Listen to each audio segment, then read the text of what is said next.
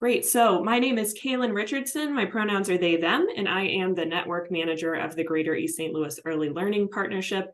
I'm really thrilled to welcome you to our kickoff event for our 2023 fall gathering. Of course, if you are looking for the panel on mental health and well-being in the early years, you are in the right place. We have three amazing panelists who are going to share their expertise and experience with us, just so that we're really focused on building a better home community program for East St. Louis's youngest children. And so I will turn it over to them to introduce themselves in just a second, but I want to start by going through our meeting agenda.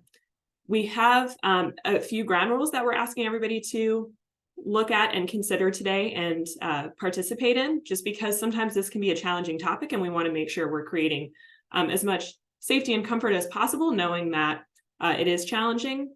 We're going to have a few rapid presentations, which basically means we're going to get a quick snapshot of what each of these individuals' organizations does, so that we know that going into this deeper conversation on well-being. We'll have a couple of grounding questions that just sort of set our shared definitions and our shared purpose, but mostly we want this to be a dialogue. So please, as we're going through, put your questions in the chat, put your ideas in the chat, and we'll definitely come back to those and be including them in that audience-led Q&A component. The last thing that our panelists are going to offer us are some ways to take action, whether that's individually in our families or overall in our programs and community. The group norms we're going to be using today are from Crossroads Anti-Racism Organizing and Training. And basically what this is saying is that we recognize we can't always create safety in a space, but we do want to create spaces that are supporting connection of participants and doing our best to recognize that we want to make those connections by supporting each other.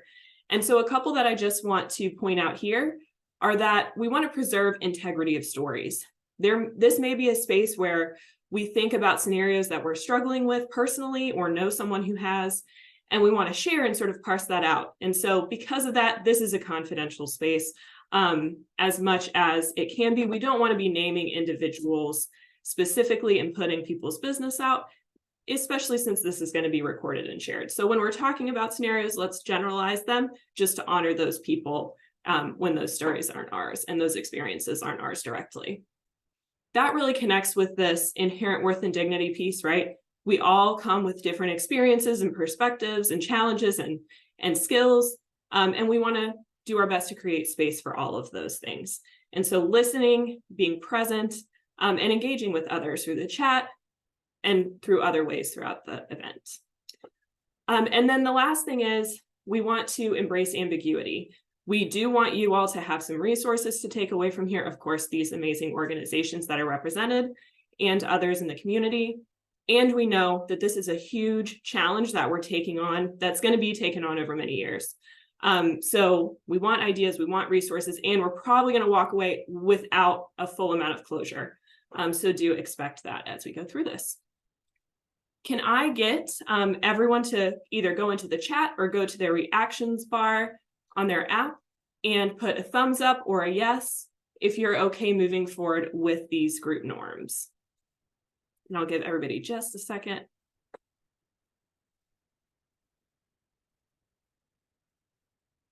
Great, I see lots of yeses, lots of thumbs up. Thank you all so much for that. And let's move into what we're really here for, which is this information about these wonderful programs and what we can do to support our youngest children. So I want to start out by moving over to these rapid presentations. And we're going to start off with Shamika Brown, who's going to talk about her educational consulting LLC. So Shamika, whenever you're ready, if you want to go ahead and share. Thank you, Kaylin.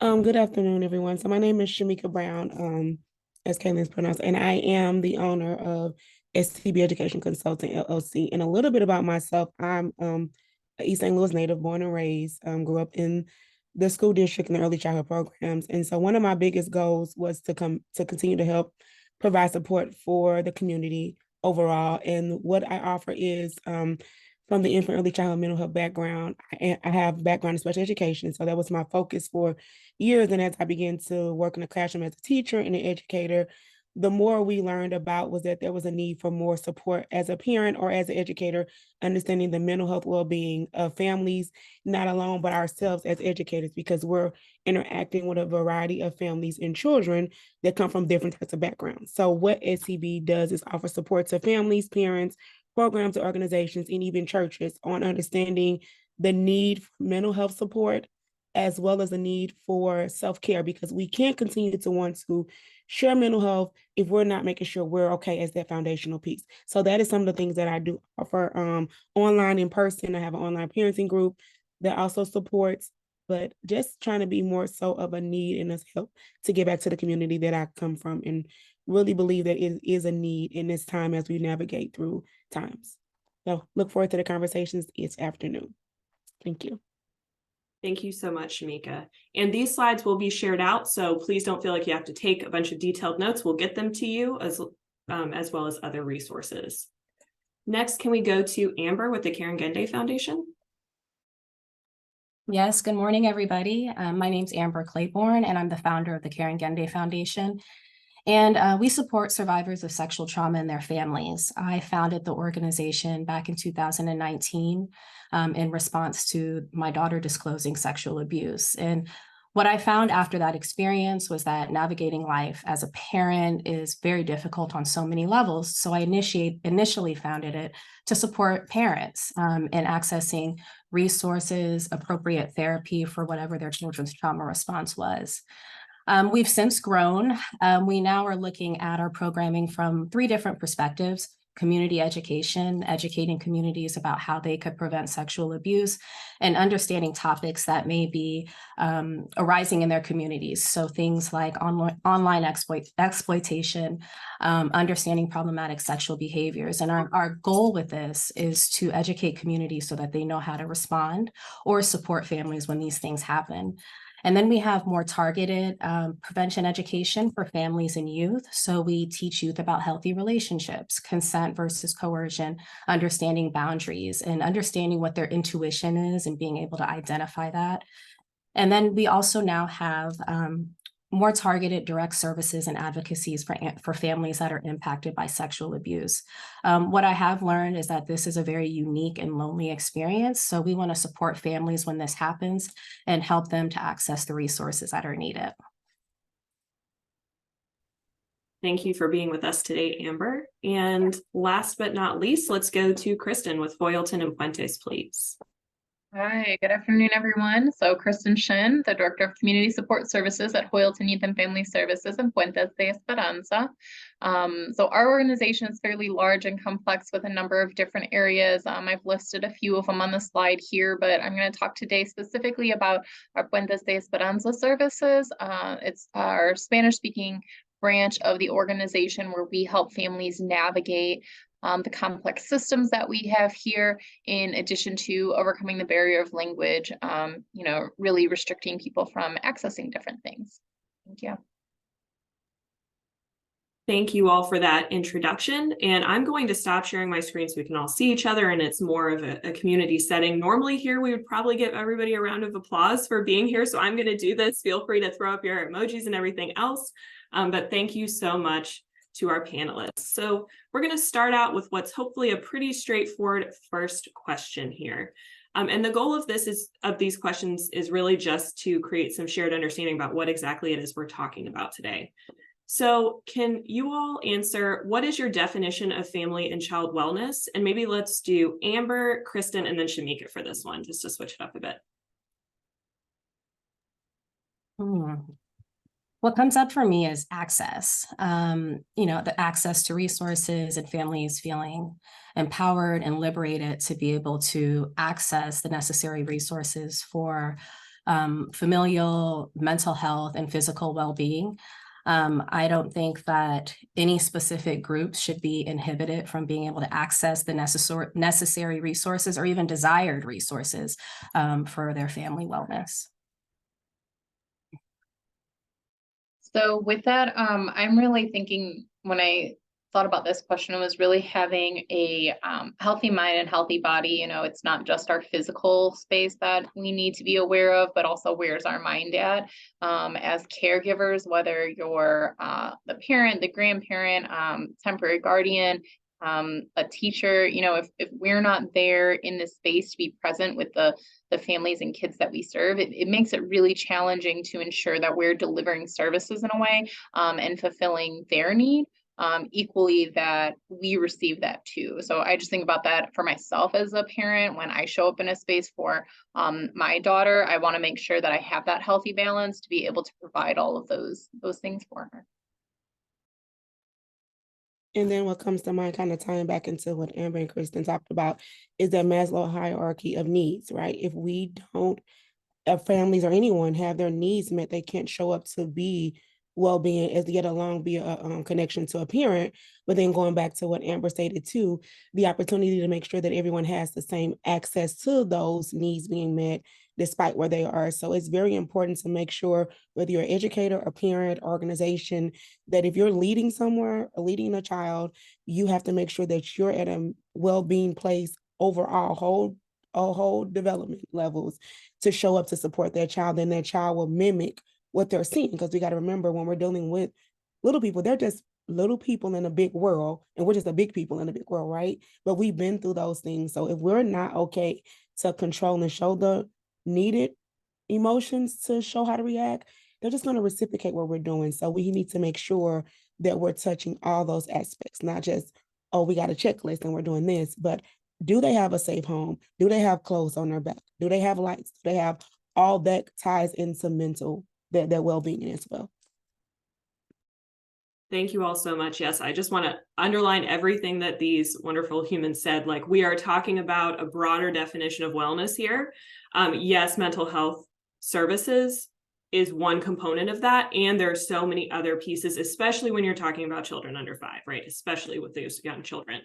So can you all talk a little bit about how your organization's services help families become and stay well? And I know that's a tricky question that could be like huge, so take it however you will.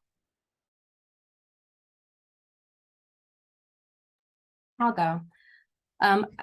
So my desire to support caregivers was about like putting the agency back in their hands, because I truly believe that most often parents and caregivers know what is best for them, but sometimes it just takes some dialogue to really identify what that is. And so with our support groups, for example, we aim to support families in talking about some of the more difficult and complex aspects of being a non-offending caregiver and still trying to raise a family while you're attending court dates, while you're supporting children, and just what it takes to even wake up. And so sometimes I think giving that space for families to just kind of navigate their healing, and we do it in partnership with them, it creates the opportunity for them to have a space to vent and heal, but it also is refreshing to them, and they're able to kind of step back into their household and deal with some of the things that maybe felt a little bit challenging before, because we're lifting some of that weight. And so I think just the long-term goal of creating space for families to heal so that they could focus on supporting their families is one way to just kind of assist them in their wellness. So as I mentioned, Hoyleton has a variety of services, but I'm going to highlight a little bit of what Fuentes does. And when I think about, Shamika kind of hit it right on the head in our previous question of thinking of Maslow's hierarchy of needs.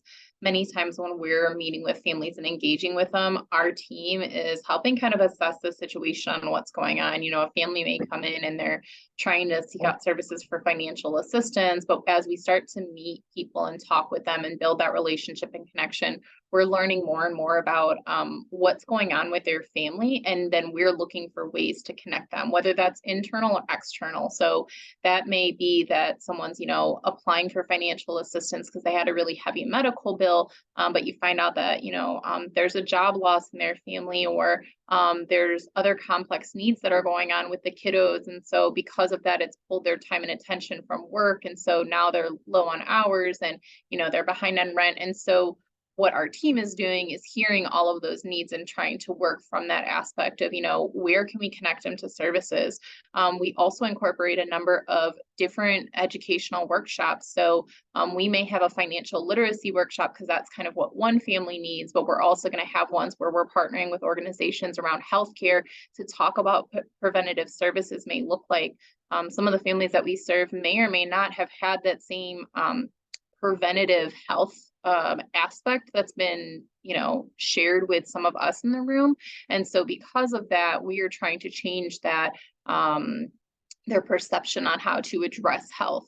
And not in like a punitive way. It's really just, here's one additional way to be able to think through the wellness of your family. Again, I think back to as caregivers, a lot of times we put others before ourselves. And so sometimes it's really hard when we're having conversations, say with women and mothers, and saying, well, but you taking care of your body and your health is ultimately going to help your family. I understand that you really just want to be here for your kids right now.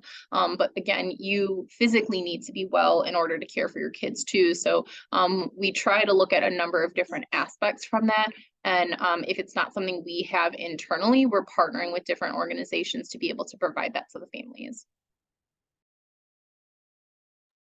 And then I would say, kind of like piggyback off of what Kristen said. So for me, I've worked in a lot of the systems in early childhood. So I consider myself a resource hub first, because I've worked in almost every childcare system, so I've learned, from me personally, I started out, so my whole consulting agency came about from during the pandemic, doing a mental health. I was getting my infant mental health certification, and at that time the world was shut down, so there was nowhere for families to access the well-being. There was no outlet.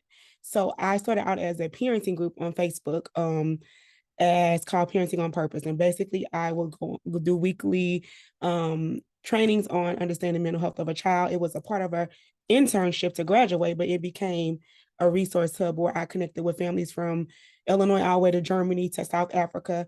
And then we began to meet one-on-one, to do online coaching to help them understand what development was. Because if we really think about it as educators, we know development because we went to school for it. We know it because we studied it. But when you're a parent, you don't know. And so when they get our IFSPs and our IEPs, all these acronyms that we give them, they don't really know what typical development is. So we work through understanding what typical development is, talk about those emotions as a mom of a child who has a disability as well, and going through the IEP process. We don't understand sometimes the severity of understanding what you're telling me. So you're telling me my child should have 250 words in their 2 years old. I have over so many words at 2. But I didn't talk till I was 3. So debunking a lot of the myths that as a parent we hear, and then understanding what that means, but also talking about every child is not the same. So a lot of what I do right now is parenting for a lot of parents. And then I also support childcare centers who have teachers or educators who are navigating through the challenging behaviors of children with IFSPs in the classroom, but also dealing with the trauma of sometimes when we see a child in our classroom as a past teacher, it triggers us, but those triggers go back to something that happened to us. So making those connections, finding a way to heal, but also being able to support that child in our classroom, because the child's not going anywhere, the family's not going anywhere. So what resources do I already have in my toolbox that I need to look at, while I'm making sure, first of all, the key to it all, as all I say, is that you matter first. So if you don't take care of yourself, you cannot continue to give your all to anyone that comes in your classroom, that comes in your building, that you talk to on the phone. So it's very imperative that we understand what triggers us, where we are, and just talking through that to help kind of be more aware of what is my concern, then being able to build to make sure that I call our family's house. So when you build a house, the foundation is us. So if the foundation's not right, we can't build that house. And so that house is that child. So if we're not right, or your program's not right, or if you're not right as a leader, whatever you're leading and guiding, if your foundation is not together, the framework of that building is not going to last. So we have to be very careful with what we're pouring out, that empty water bottle, right? I can pour all my water out to you, but who's filling me back up so I can continue to pour into you? That's the big piece that I try to make sure that we talk about as we go through the process. Thank you all so much for sharing. I mean, what I really heard is we're talking about prevention here, we're talking about intervention, and we're talking about healing, and those things are having happen together and in different iterations, and with children and with parents and with providers, so that we're really supporting like a long-term approach to wellness, because it's not going to ever just be like a Band-Aid situation and it's done. We did have a third question here, but just for time, I want to make sure that audience members get a chance to ask any questions. So if you have a question that's on your heart or mind, you can unmute or go ahead and put that in the chat, and we will post it to the panelists right now. Excuse me, I want to know, how do you check on your thing? I'm sorry, can you say that one more time? I wanted to know, how do I go to the chat panel? So if you are on your phone, it should be at the bottom of your app, where it has a little speech bubble that you can click and then go in and type in the chat. If you're on the computer, it should also be at the bottom. It's just going to look a little bigger, basically.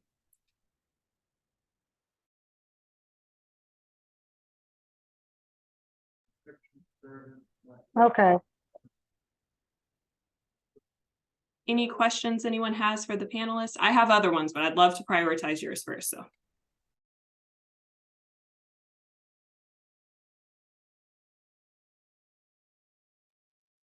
Okay, so we'll start out with some questions about just how you're collaborating with families, because that's a theme I heard throughout all of your responses.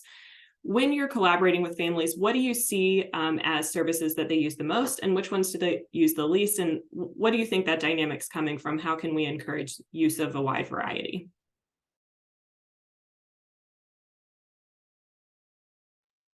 What I've seen lately is more caregivers wanting access to mental health support, which I love. Because again, a lot of times parents who are in crisis, they prioritize their children. And I know, at least for myself, I didn't get therapy until almost 10 years later. And it was because I couldn't afford it. And what we are really thankful about is we have a list of vetted therapists, and we pay for up to 6 sessions of therapy for families. And so what's important also is having access to the right type of therapy. And so we are able to refer families to therapists who have experience with sexual abuse and supporting youth after sexual abuse happens, and then also supporting those parents. And so what I am seeing is a lot of parents saying, okay, I'm ready, and also my child is too. And so we collaborate with either other organizations or therapists to be able to provide that support. I would say that with many of our families, language is the largest barrier for them. And so, that restricts their access to a number of different services. And so, interpretation and translation through our case management services is probably the most frequent request for services that we have. And that can come in a wide variety of requests, from financial assistance to locating food pantries, etc. With that, one of the things I think we're seeing is we are seeing more and more requests outside of that, where families are trying to find ways to connect to services for their kids, whether it is mental health services on behalf of their children, or finding different connection points that they can build community. So especially after the pandemic, we've seen a really large uptick in our workshops that we've provided to people.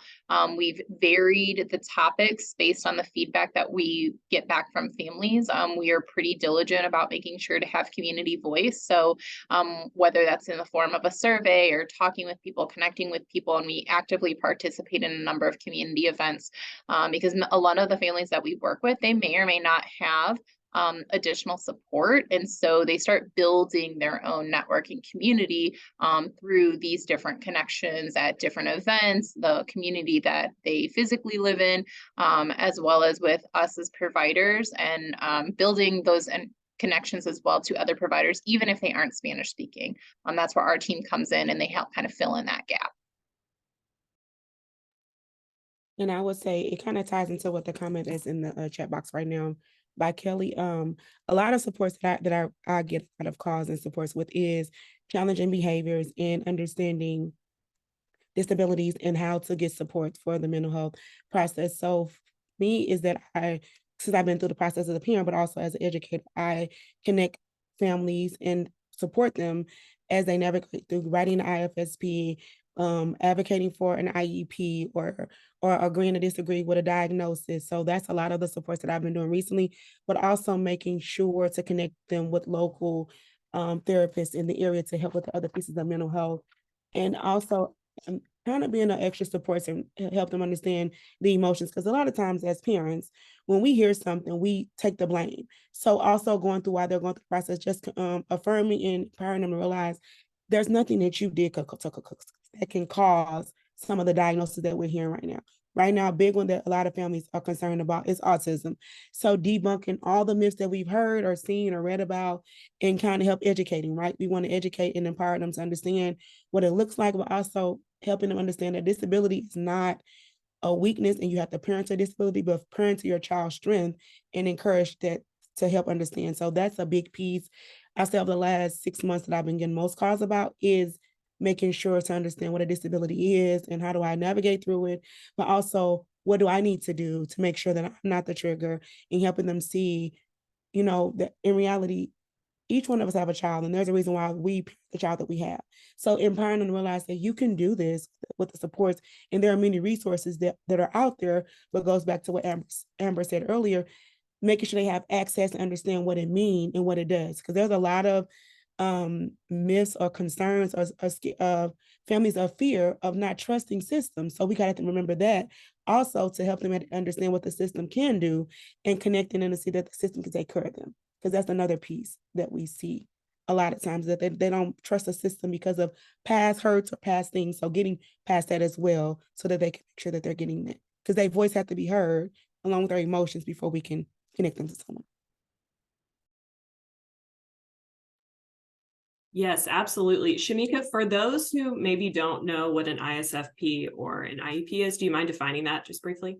Yes, so an IFSP is an individualized family service plan for children birth till they turn 3, where they're in-home services where if you have a concern with your child having a delay, normally you see this when your doctor refers you for not meeting the milestones on a screening or things like that. And so in that process, it's sent over to your local child and family connections, and then someone calls you to schedule a process to be evaluated. And then a plan is written to support that family in home with those concerns. Then when they get ready to turn 3 and go into the school district, it is an individualized educational plan that is done through your local school district, which right most of us is East St. Louis District 189, where you go through that process and they take the information from your IFSP, meet with you, and create a plan to make sure that your child is able to be successful and navigate in a child classroom setting. So those are the two differences. So you have one at home, which is family oriented, preparing you to go into the school system. Then when you go to 3 to 5 and on, it helps you in the system. And a lot of things that I talk about a lot, because of our families where I don't want my child to be labeled.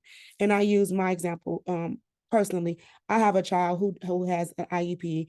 It does not is not a label. He has made so much progress because I had the fear of my own, even though I've been in the field for so long and I've been on the side as a educator and professional. As a mom, when I went through the process, I learned those emotions that parents felt. And I was like, oh, that's why they didn't believe that. So I try to make them understand, like, hey, I've been through what you're going through, and you're going to have these moments. I cried in an IEP meeting with 10 people around the table. Like, you're going to have all these things. It's okay.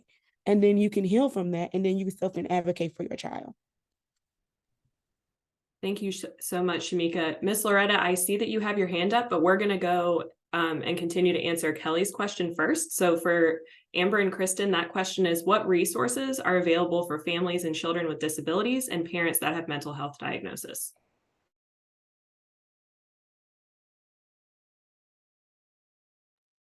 So at Karen-Gende, we don't have resources for children with disabilities, but we would definitely refer out to other organizations that do. So we serve as a resource, as somewhat of a liaison between families and the resources that are out there. So if you were to come to me as a family and you are an impacted family, a family impacted by sexual trauma, we would, of course, find the resources necessary for you to get the help and access to help that you need. So at our organization, I would say our Hoyleton side speaks to this a little bit more. For example, our residential care services is a partnership with Department of Children and Family Services. So kiddos do have to be referred through the department, but many of our kids that live with us at our residential facility do have some type of developmental disability and difference. We also have one in Salem, Illinois, that's part of our residential care, where youth are a little bit lower on the IQ scale, and many of them have co-occurring disorders as well. And so our Hoyleton side really serves that particular population. For Puentes, again, we would be that liaison, like Amber said, we'd be the connecting point for families. For parents with mental health diagnoses, I would refer over to our clinical team. And our crisis services are also available, and individuals can find that on our website, hoyleton.org. Thank you all so much. Miss Loretta, if you would like to unmute and ask the panel your question, please feel free to go ahead. Well, mine was more of a just admiration for their services and the fact that they're really there for the families. As I chatted, I put it in that they're like valuing the parents and the families, no matter what the situation is. So that's just such a good feeling to know, instead of wondering if the families are getting help, or if, you know, all the hurdles you have to jump just to get someone to listen. So I just wanted to say thank you. Kaylin, if I could ask a question, if Kelly is looking for support, if her child has an autism diagnosis and things like that, or anybody that's on the call or a resource that's really helping in the community right now, is Positive Development, where it's offering parenting coaching as well as support for a family. And so I'm putting the link in the chat box as well. That's a great link right now that's helping, and they even come into the home, I believe, sometime, and also do in person in the facility.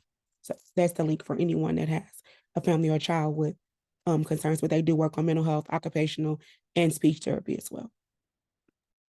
Thank you so much, Shamika. And if others have resources that you're like, I know from personal experience, this has really helped me, please throw them in the chat. We'll put it together. We'll work on it. Kelly, I see a comment about speech. Are you asking about speech therapy or something different? I want to make sure I'm interpreting you correctly. The question was asked, what was the disability? So I was just making sure that I answered. Yeah. Okay. So I would say there's a link right there, and then that I put in that she could reach out to as well. Thank you. Great. Other questions that folks have?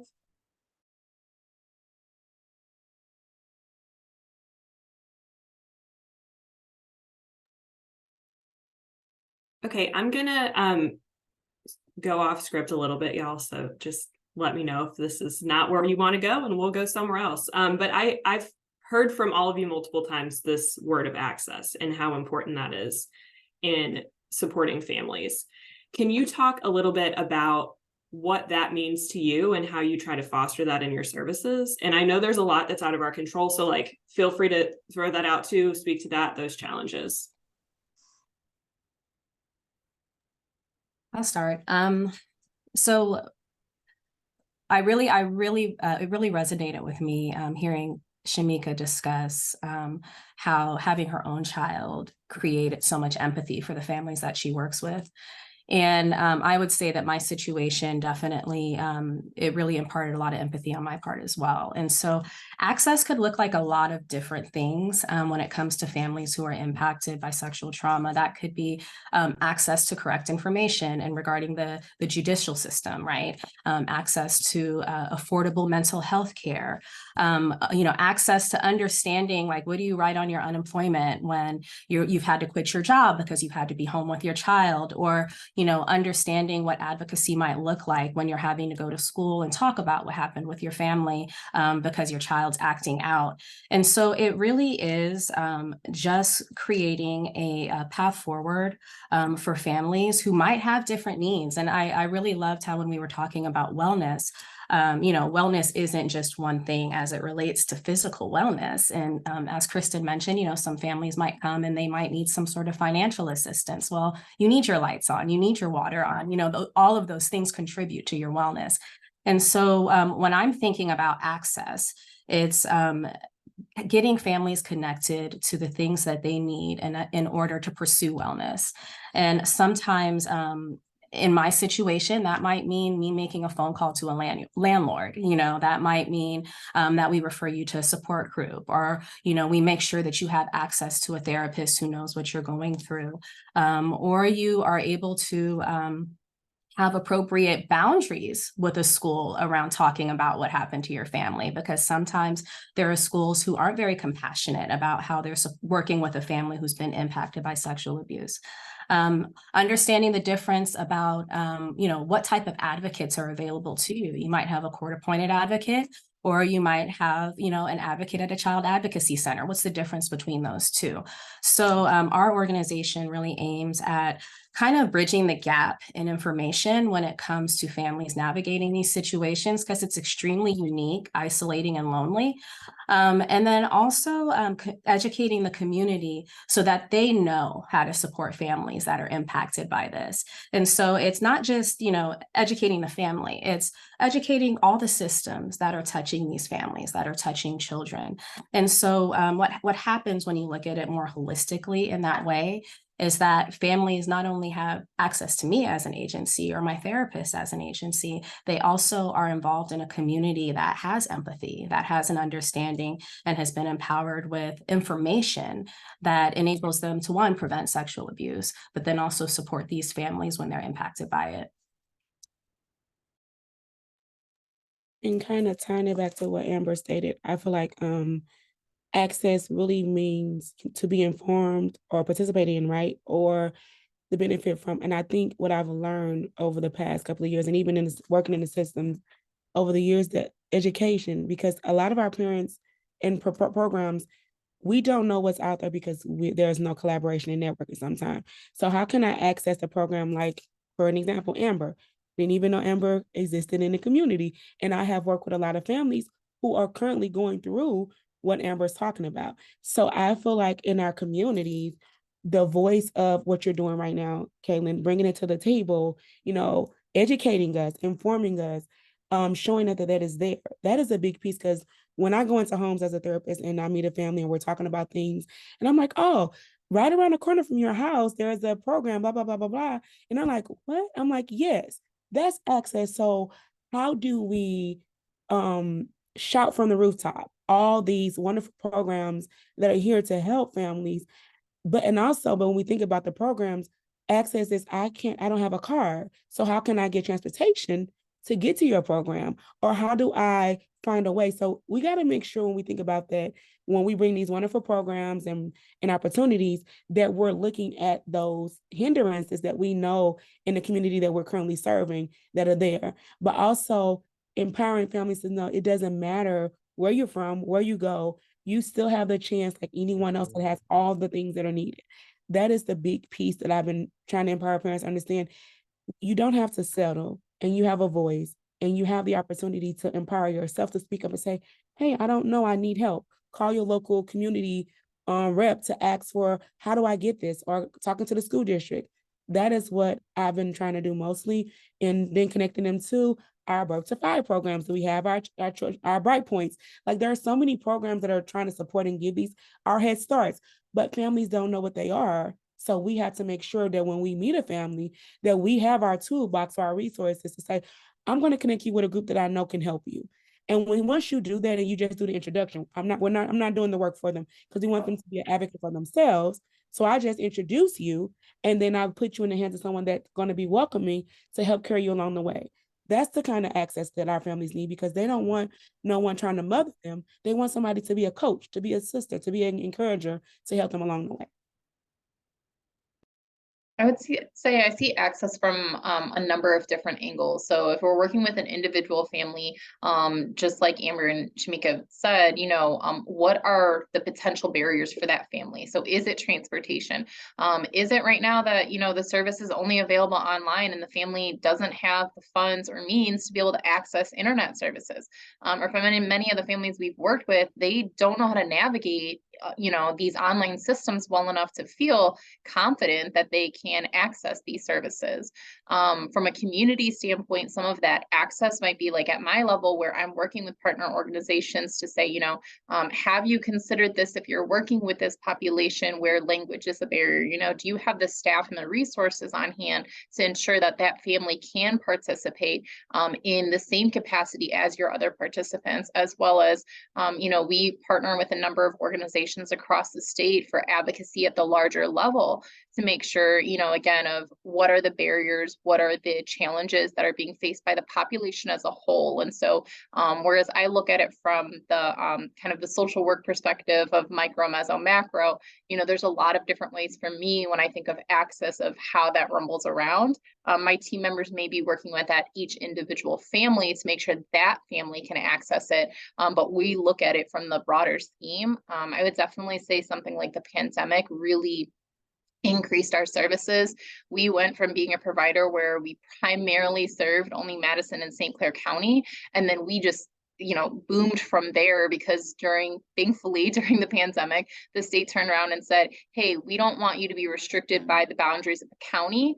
If they call you from Carbondale and you can access services over the phone and work with them. So, we have where we're doing a lot more outreach in the community, say once a week, down in like Monroe and Randolph County for that population. And maybe we can't do everything in that one day, but we can at least get the ball rolling and started and then help bridge that community to those providers in that area. So, catch 22, it means there's a lot more work to do, a lot more advocacy going on. But, if it's helping move things along, we love seeing that progress.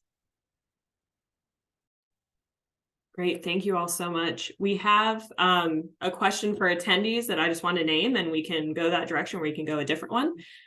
What does the well-being of young children look like? Do you have a vision for that as you're carrying out this work?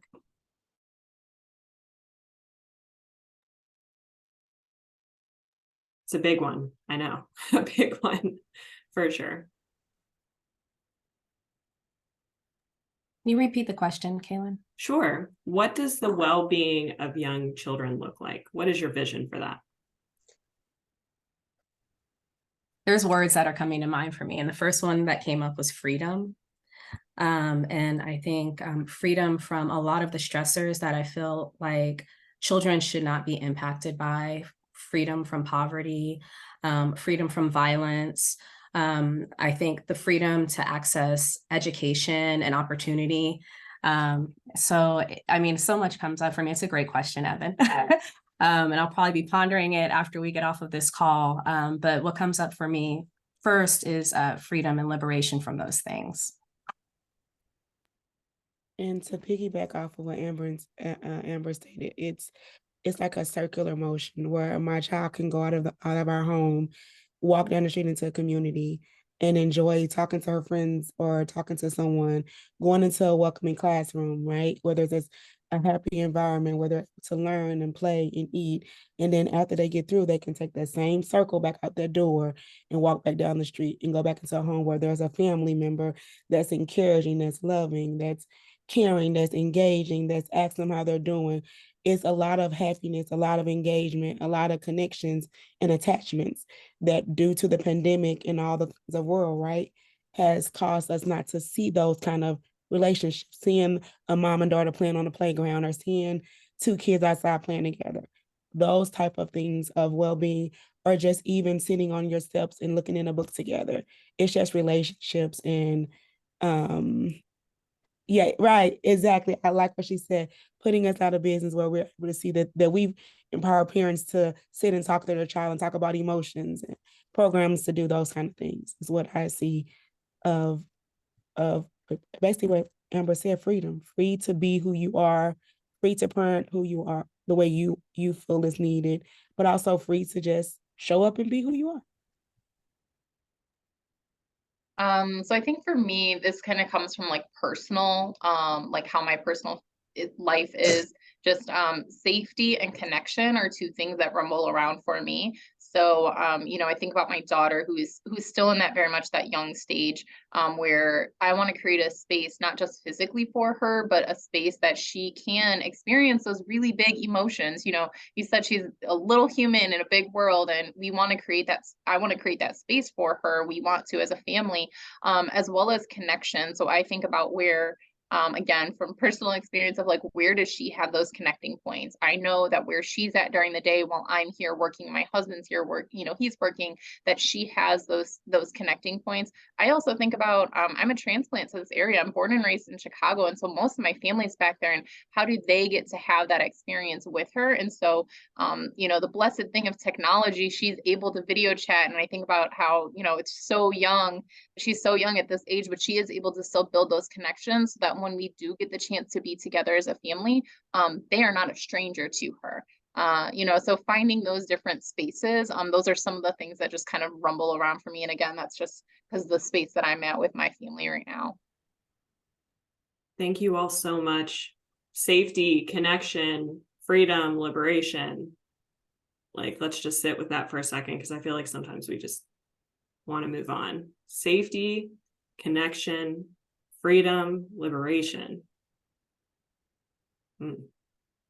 Letty, I see you have your hand up. Do you want to ask a question to the panel? Yes, I do. So first off, I thank you, panelists, for being here and sharing your amazing work, and also thank the teams for being here too as well. My question this year, I ask this question a lot because I found myself personally in situations like this, coming into my new field of work. So my question is to you all, panelists, is that how do you separate your personal life from your work life?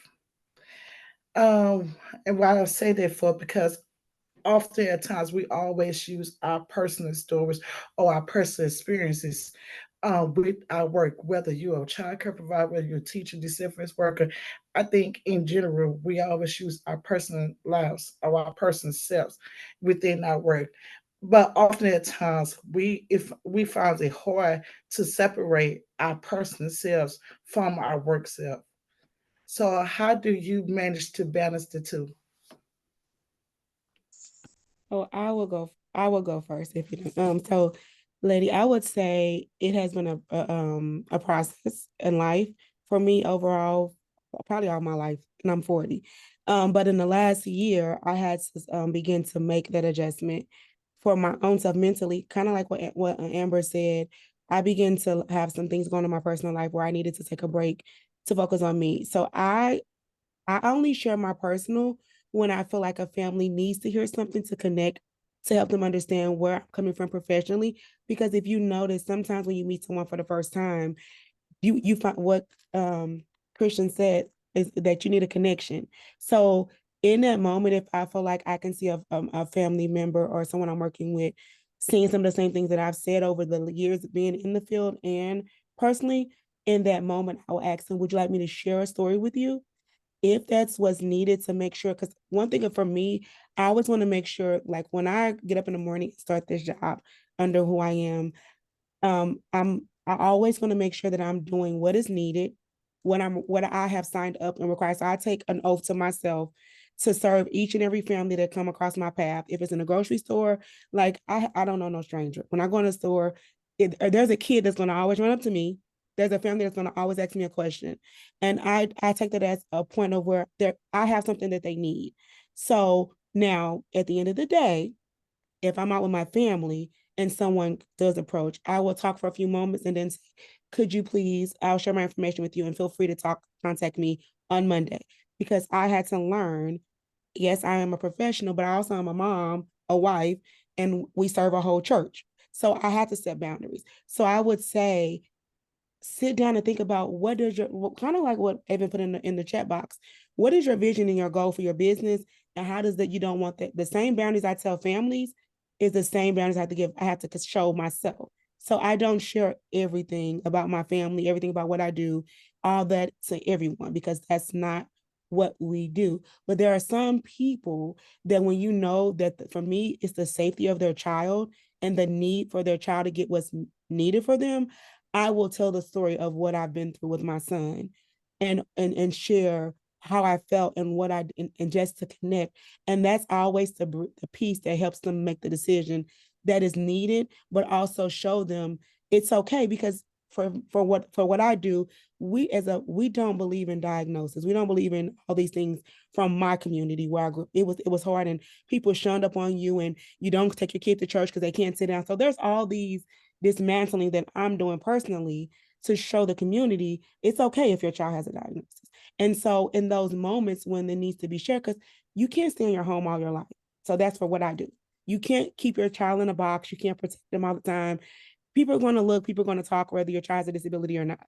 So that's how I use it, but I keep boundaries, because some things are not meant to always be shared, but there's sometimes it'll be a nudge in your heart, like, I need to share this to help them see the importance of this service that's being offered. Buddy, I would say that I'm very similar to Shamika. I try to figure out the space that I'm in.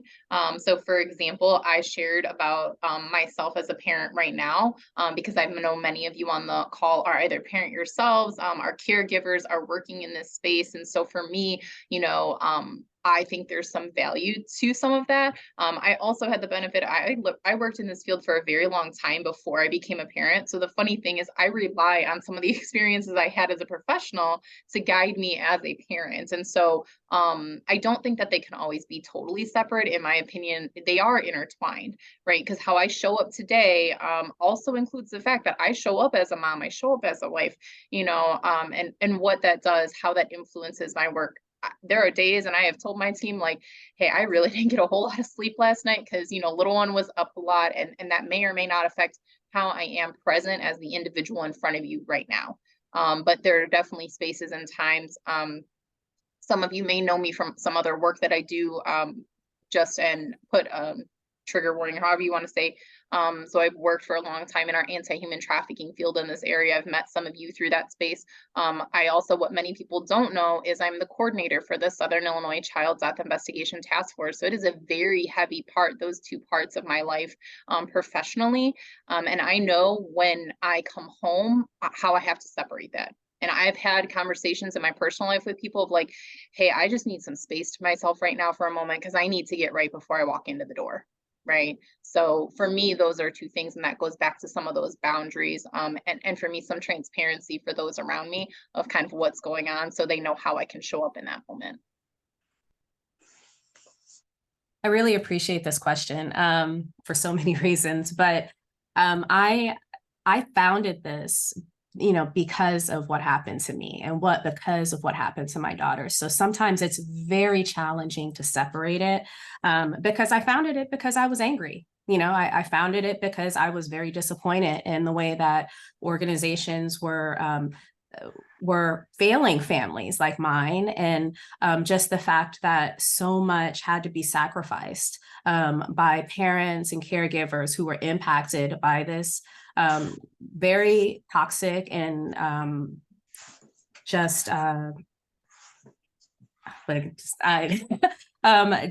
mean, sexual violence, it is so toxic, and it just destroys families. And so for me as the founder, I take a lot of it personal. And I think in my 4 years of growing this foundation, we're going to be 5 this year. I've had to really learn how to separate myself from the clients that walk through our door. And that's still very challenging. And I think one of the most powerful moments I had recently was a client asked me for advice. And then I gave this client advice. And then she asked me, well, what advice would you give me if you were my friend?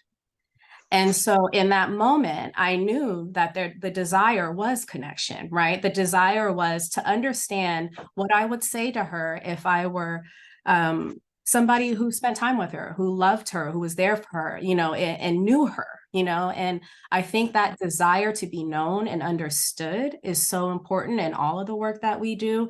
And so I really try to balance that. I still get angry with clients. I think that drives some of what I do. When they tell me stories, it sits with me for a while. But what I've learned to do is lean into my team.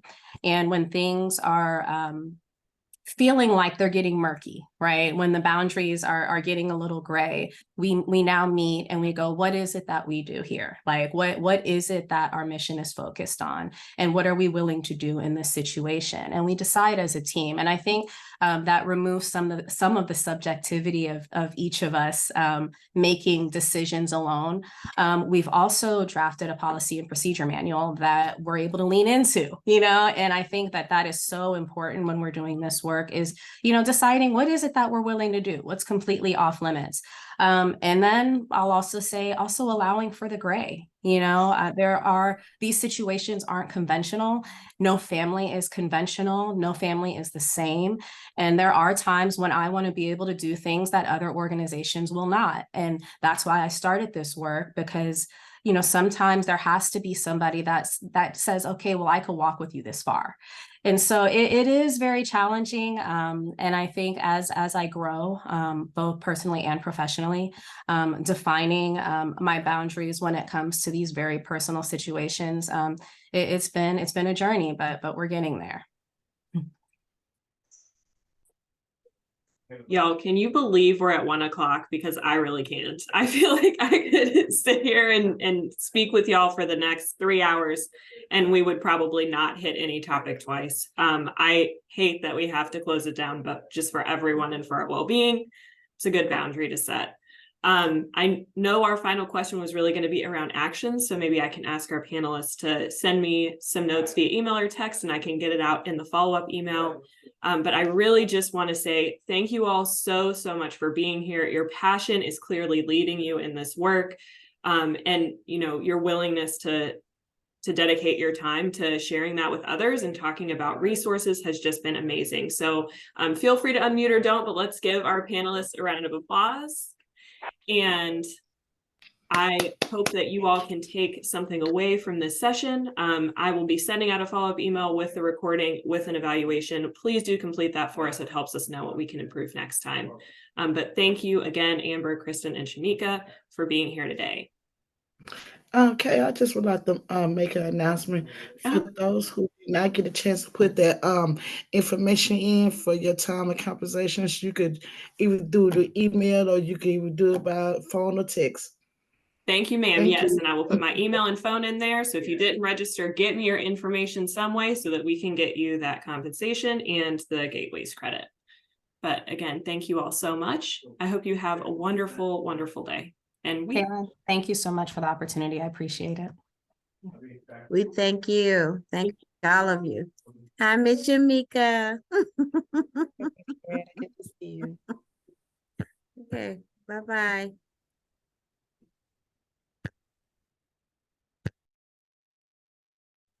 Bye.